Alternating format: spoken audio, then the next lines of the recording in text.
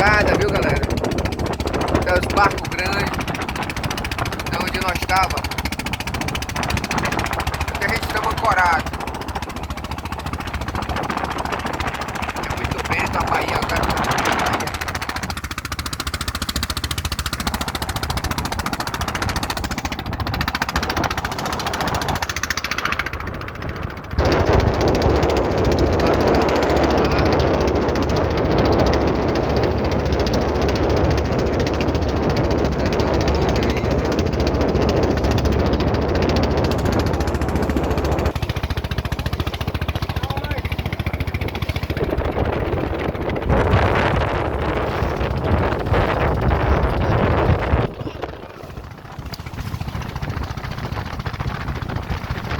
É a nossa produção aí, o açaí, acabamos de apanhar nosso açaí aí, já está a barca por lá, ó.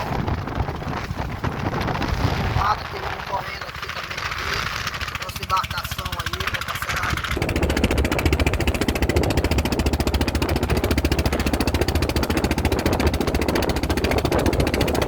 Tem mais barco ali.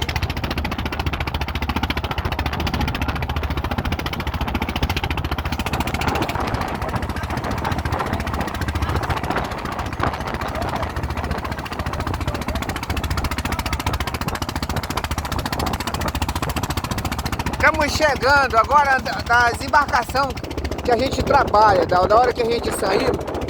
Estamos chegando agora com açaí. Beleza?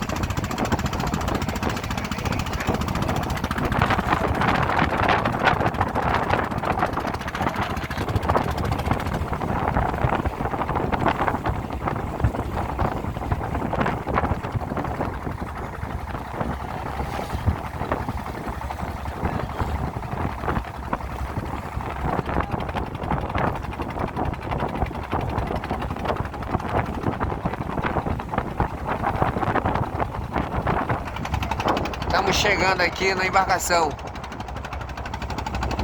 As embarcações que a gente trabalha, viu, pessoal? Beleza? Deixa uns comentários aí pra nós aí nos nossos vídeos. Vai dar certo, é só a gente pegar lá.